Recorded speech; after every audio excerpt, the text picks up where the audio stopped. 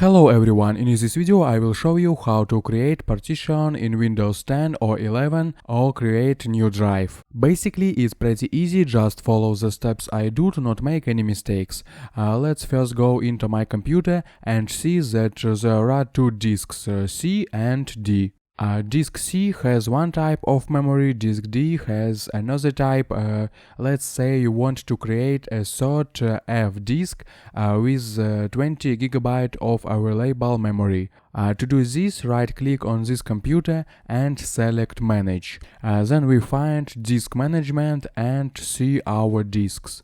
To create a new disk, we will take the memory from disk D. Right click on it and select Shrink Volume. There are four values in the window that opens: total size before shrink, size of available shrink space, and the amount of space to shrink, and total size after shrink.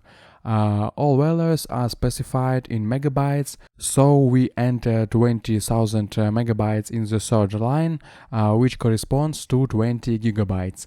The values have changed slightly and click Shrink.